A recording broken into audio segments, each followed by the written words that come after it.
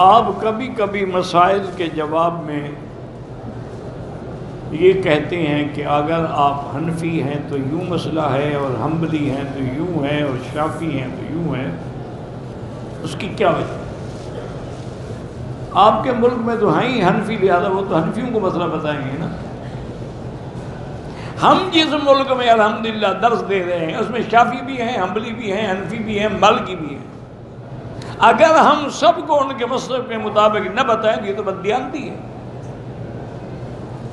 دیانت اور امانت کا تقاضا ہی یہ ہے کہ ہم بتا دیں کہ بھئی حنفی مسلک میں یوں ہے، لیکن امام شافعی رحمۃ اللہ علیہ کے نزدیک یوں ہے۔ یہ تو دیانت و امانت کی دلیل ہے، نہ کہ قابل اعتراض بات ہے۔ اب دیکھیں نا کہ امام شافعی رحمۃ اللہ علیہ فرماتے ہیں کہ عمرہ کرنے کے بعد اگر کوئی آدمی اپنے بالوں کو ٹک لگا لے، تھوڑے تھوڑے کاٹ لے، بلکہ ایک ان کے حوالے میں ہے کہ صرف 3 بال ہی کاٹ لے، حرکن نطفن حلقن کسرن، ان کو جلا ڈالے 3 بالوں کو، تب بھی عمرے سے نکل جاتا ہے، اس میں دم کوئی نہیں پڑتی۔ اب امام شافعی کوئی چھوٹا آدمی تو نہیں ہے نا، اتنا بڑا امام۔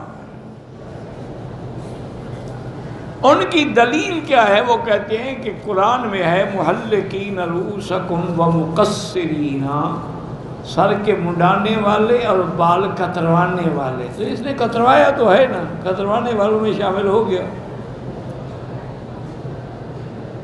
ان کی دلیل جو ہے وہ یہ ہے، وہ اپنی طرف سے نہیں کہتے، یہ آپ لوگوں کو غلط فہمی ہے کہ 4 امام 4 امام، یہ 4 جو ہیں راستے ہیں، یہ 4 نعوذ باللہ کو فرقے نہیں ہیں۔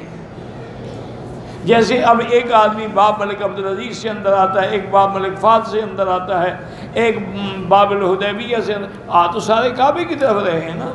اب کوئی کہے نہیں جی سارے اسی ایک دروازے سے گزرو۔ مقصود جب کعبہ ہے کہیں سے آؤ، مقصود جب حضور کی اور قرآن کی اتباع ہے، کسی امام سے پڑھ لو، کسی صحابی سے پڑھ لو، اس میں کیا فرق پڑتا ہے؟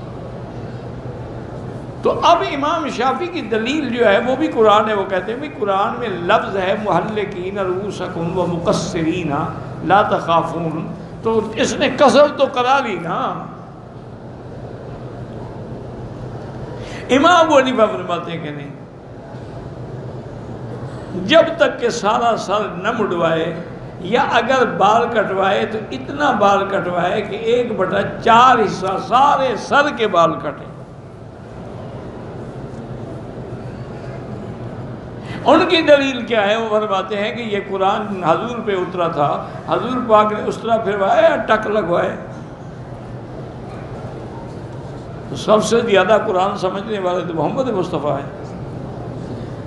ایک دفعہ زندگی میں حضور نے قصر کرائے، وہ بھی سارے سر کے بال کٹوائے، اور حضرت امیر معاویہ نے آپ کا قصر کیا رضی اللہ عنہ۔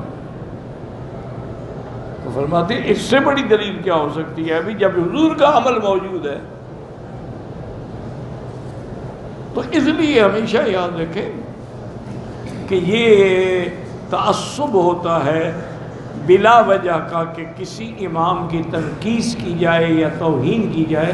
ان کا اپنا اپنا اجتہاد ہے، اور اللہ پاک سب پہ کروڑوں رحمتیں فرمائے۔ ہمیشہ یاد رکھو مجتہد کو کبھی گناہ نہیں ہوتا، مجتہد ہمیشہ معذور ہوتا ہے، وہ معذور نہیں ہوتا۔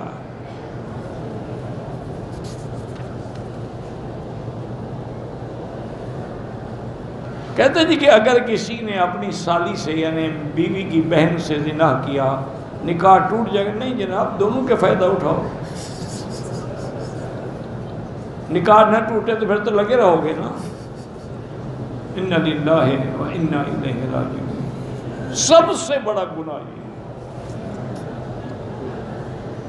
زنا تو ویسے گناہ ہے، لیکن یعنی اپنے بیوی کی بہن سے یا کسی قریب سے وہ اشد الگناہ۔ توبہ کرو اور اللہ سے رجوع کرو۔ جب اذان سنتا ہوں لا الہ الا اللہ پڑھتا ہوں، اچھا کرتے ہو ٹھیک ہے کوئی بات نہیں، اور کہتے ہیں مجھے نہیں آتی، نہ آئے، جو مؤذن کہہ رہا ہے وہی کہتے رہو نا۔ وہ کہتے ہیں اللہ اکبر، تم بھی کہو اللہ اکبر۔ وہ کہے اشہد اللہ الہ الا، تم بھی کہو اشہد اللہ الہ الا۔ کوئی نئی دعا تو نہیں ہے۔ اس کے بعد جو دعا ہے اپنی زبان میں مانگ لو کہ یا اللہ حضور صلی اللہ علیہ وسلم کو جنت میں مقام وسیلہ عطا فرما۔ اپنی زبان میں مانگ لو، عربی میں نہیں آتی تو۔ کہتا ہے جی کہ حضرت فاطمہ الزہرا رضی اللہ تعالی عنہ اپنے میراث کا حصہ مانگنے کے لیے حضرت ابو بکر کے پاس آئی تھی، اور حضرت ابو بکر نے انکار کر دیا۔ بالکل ٹھیک ہے، صحیح حدیث ہے۔ جواب دینے سے پہلے مجھے یہ بتائیں کہ حضرت ابو بکر کے پاس کیوں آئی تھی؟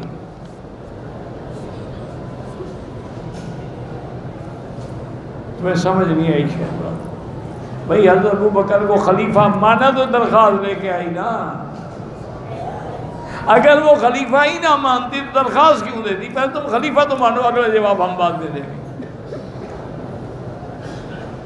اور ابو بکر نے انکار نہیں کیا، یہ جھوٹ ہے۔ آپ نے فرمایا کہ سیدہ میں نے تو اپنا مال، متاع، تن، من، دھن، بیٹی سب تیرے ابے کے نام پہ قربان کر دی، میں تمہارا حق کیسے روک سکتا ہوں؟ لیکن تیرے ابے کی وصیت ہے کہ نحن معاشر الانبیاء لا نرث دینارا ولا درہما ما ترکناہ فہو صدقۃ، ان کا میراث ہوتا ہی نہیں۔ تو جب نبی نے منع کیا تو میں کیسے دے سکتا ہوں؟ اچھا آپ ایسا کریں کہ چلو ٹھنڈے دل سے، حضرت ابو بکر نے نہیں دیا، حضرت عمر نے نہیں، حضرت علی نے دے دیا۔ حضرت علی بھی تو خلیفہ بنے تھے نا، اپنی خلافت میں انہوں نے دیا بی بی فاطمہ کا اور باقی رشتہ داروں کا حق۔ ایک شیعہ نے بڑا معقول اعتراض کیا۔ دیکھو معقول بات تو سب کی ہوتی ہے، شیعہ ہو یا کوئی ہو۔ میں نے جب یہ بات کی تو انہوں نے کہا کہ حضرت علی حضرت کس کو دیتے؟ بی بی فاطمہ تو فوت ہو گئی، زندہ ہوتی تو دیتے۔ میں نے کہا میراث جو ہے صرف بی بی فاطمہ کا تھا، فضل عباس کا حصہ کون دے گا؟ اگر نبی کا میراث ہے تو پھر بیویوں کا حصہ کون دے گا؟ وہ کیوں نہیں دیا علی نے؟ اگر اتنوں کا حصہ نعوذ باللہ علی نے نہیں دیا اور خلافت میں کوئی فرق نہیں پڑتا، تو صرف بی بی فاطمہ کو وہ کر نہیں دیا تو ان کی خلافت میں کیا فرق پڑتا ہے؟ پھر وہ ٹھنڈا ہو، سمجھ آ گئی اس کو بھی مسئلہ تو ٹھیک ہے۔ کہتا جی کہ رابعہ بصریہ کے لیے کعبہ شریف استقبال کے لیے گیا تھا۔ ہاں لوگ بیچارے کھڑے رہے طواف سے، جو کعبہ شریف ادھر گیا ہوا تھا۔ اب مسلمان ہو، کلمہ پڑھتے ہو نبی کا، اتنا بڑا جھوٹ۔ حضور پاک حدیبیہ میں بیٹھے رہے، ایک دن نہیں کئی دن تک، وہاں تو کعبہ نہیں گیا۔ رابعہ بصریہ کے لیے کعبہ چلا گیا۔ خدا کا خوف کرو، پتہ نہیں کہاں سے گھڑتے ہیں یہ مسائل۔ مقبوضہ کشمیر میں جو مسلمان ہیں وہ صبر کریں، اللہ نے ایک نہ ایک دن صبر والوں کی مدد کرنی ہے۔ اللہ کا وعدہ ہے ان اللہ مع الصابرین۔ اور یاد رکھیں کہ ان پر ظلم ہو رہا ہے، اور ظلم کبھی باقی نہیں رہتا، ایک نہ ایک دن ظلم مٹ جاتا ہے۔ فرعون کا ظلم نہیں رہا، قارون کا ظلم نہیں رہا، نمرود کا ظلم نہیں رہا، ان کا بھی نہیں رہے گا۔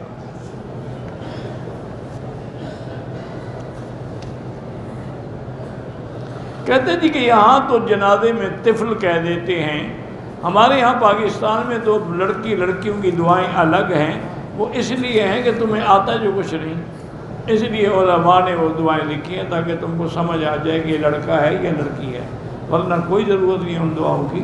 وہی ایک ہی دعا سب کے لیے ہے، اللہم اغفر لحینا و میتنا و شاہدنا و غائبنا و صغیرنا و کبیرنا و ذکرنا و انسانا، بس وہ تو ایک ہے۔ اگر کسی کو آتی ہو تو اللہم اجعل لنا سلفا و اجرا، اللہم اجعل لنا والوالدیہ ذخرا و شافعا و مشفعا، تو مانگ لے، ورنہ کوئی ضروری تو نہیں ہے۔ وہ آپ کے ملک میں تو حضرت کیا کیا نہیں ہوتا۔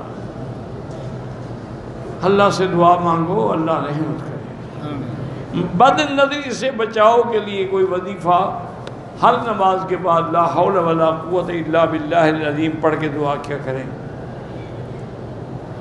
نماز میں قرآن پڑھنے میں دل نہیں لگتا، ہمیں دل لگانے کا حکم نہیں، ہمیں پڑھنے کا حکم ہے۔ دل لگتا ہی پڑھنے سے ہے۔ جس دن تمہارا دل گناہوں سے پاک ہو جائے گا لگ جائے گا۔ جب تک عقل حرام ہوگا کوئی دل نہیں لگے گا۔ لوگوں کی عورتوں کو دیکھتے رہو اور کہو نماز میں دل لگ جائے، کیسے ہو سکتا ہے؟ خیانت تو ہر وقت ہو رہی ہے۔ میں نے انشورنس کارڈ سے 2 اینک کے نظر کی بنوائی ہے، لیکن اینک والے نے جتنی میرے کارڈ کی لمٹ تھی اتنے کا فاتورہ بنا دیا تھا، تو اس سے 2 اینک بن گئی، کچھ پیسے بھی بچ گئے۔ اینک استعمال کرتا ہوں۔ میرا بھائی سوال یہ ہے کہ انشورنس کارڈ جو ہے، میں تو انشورنس کو جائز ہی نہیں سمجھتا۔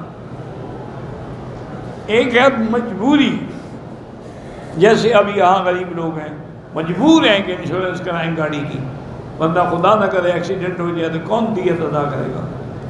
یا بعض ملک ایسے ہیں کہ آپ انشورنس کے بغیر جا ہی نہیں سکتے، ایئرپورٹ پر بھی آپ کو انشورنس کروانی پڑے گی۔ وہاں تو ٹھیک ہے، ورنہ تو نہیں کرانی چاہیے۔ اتنا پیسے خیرات کر دینا تاکہ اطمینان رہے۔ کہ بعض علماء کے نزدیک نماز چھوڑنا کفر ہے، کافر ہو جاتا ہے۔ زندہ کے لیے طواف نہیں، ان کے طواف کر کے دعا کریں۔ میری بیٹیاں جوان ہیں، سورۃ الرحمن 3 دفعہ روز پڑھ کے دعا کریں، اللہ پاک اچھا رشتہ دیں گے انشاءاللہ۔ بہرحال کہتے ہیں کہ 2 شہروں کا درمیانی فاصلہ 65 کلومیٹر ہے۔ بس گھوم کے جاتی ہے تو 75 کلومیٹر، پھر بھی مسافر نہیں بنتے، 78 کلومیٹر ہونا چاہیے۔ اصل تو فاصلہ وہ دیکھنا پڑے گا، اب بسیں چکر لگاتی رہیں تو وہ تو نہیں گنیں گے نا۔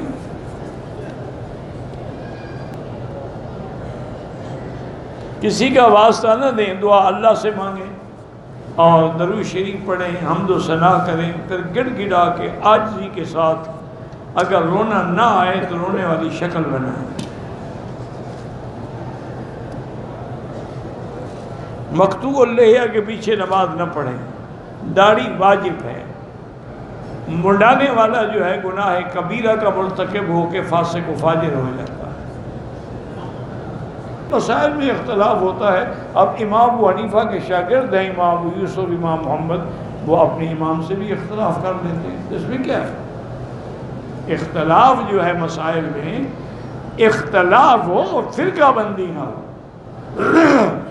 تفریقہ نہ ہو۔ اختلاف تو صحابہ میں بھی ہے۔ اب دیکھیں بی بی عائشہ مردوں کے سننے کی قائل نہیں ہے، باقی صحابہ قائل ہیں۔